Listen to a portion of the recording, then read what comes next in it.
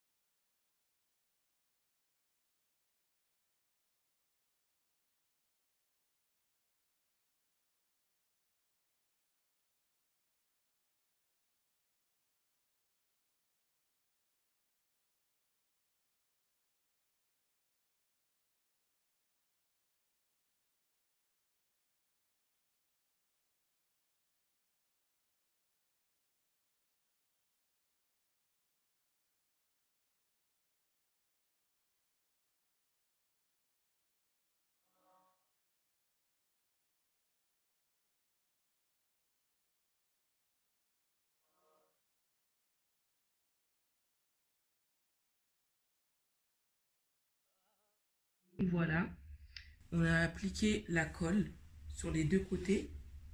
Hop, j'ai fait ce pied-là, ce côté-là hors caméra. Maintenant, on va appliquer le henné. On veille à ce que la colle elle soit bien posée pour éviter qu'elle se lève pendant la pose. Donc voilà, la pâte elle est là. Je l'ai laissé poser 24 heures pour pouvoir libérer les pigments et obtenir un beau résultat. Ça c'est du jus de citron. Pareil, le jus de citron, on peut utiliser de l'eau, hein, mais moi j'utilise du jus de citron pour que la couleur elle ressorte mieux. Alors on prend un sac plastique. Là pour le coup j'ai pris un sac de congélation moi, vu qu'il était assez grand, donc je me suis permis. On prend un sac plastique qu'on va hop ouvrir.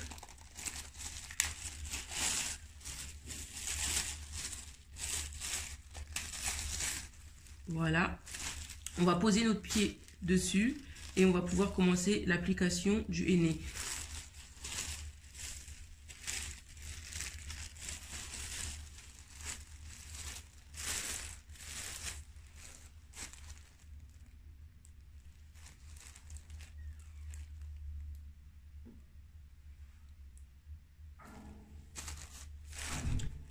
Voilà, donc on peut commencer l'application du henné.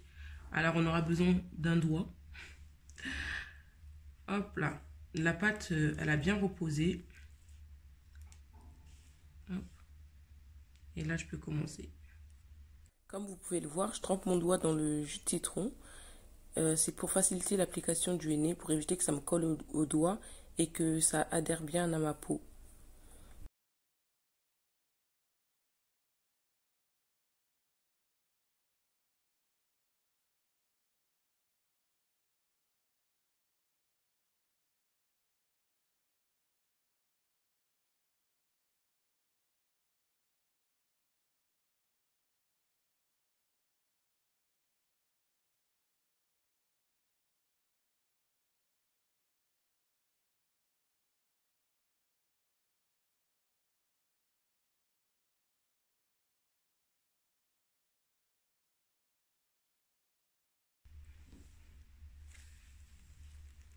Voilà, donc une fois le henné appliqué, maintenant on va emballer notre pied.